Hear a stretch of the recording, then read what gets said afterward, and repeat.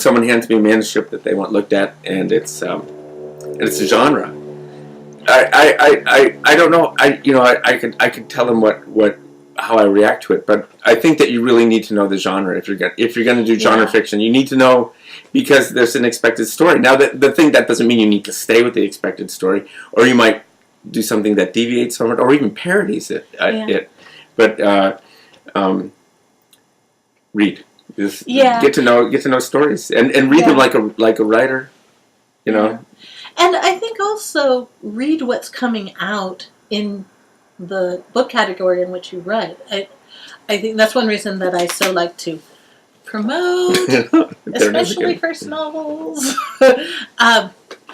I think that it's exceedingly difficult, especially if you're trying to break into literary fiction now. If someone hadn't read this book, you know, how would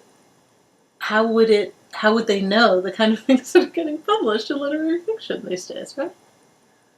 Yeah, well... Oh, that one got to us. It really is a wonderful book.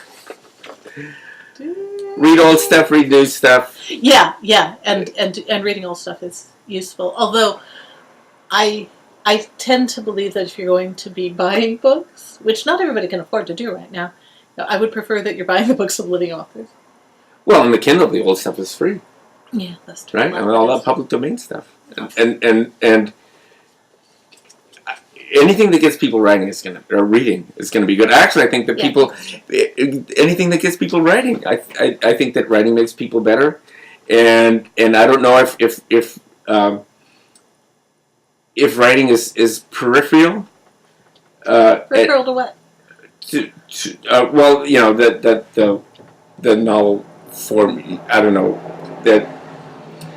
I think that it used to be a larger event in society, the writer. I mean, when Colette died in France, she had this long procession of people that followed her down the street. Deservedly so. Yeah.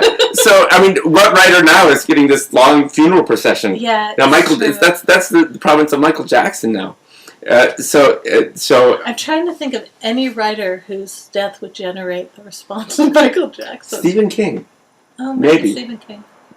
Maybe, but I don't know if his book on writing is very good, by the way, Stephen King. But does he have the ardent imagination? I mean, ardent adoration. I'm thinking on writing. No. But if Stephen King, he's the god of the industry.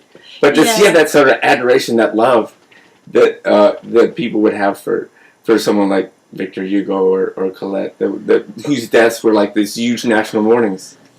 I don't know. I mean, I wore black for a month after Truman Capote died. But you're wearing black now, so. That's true. I've never recovered.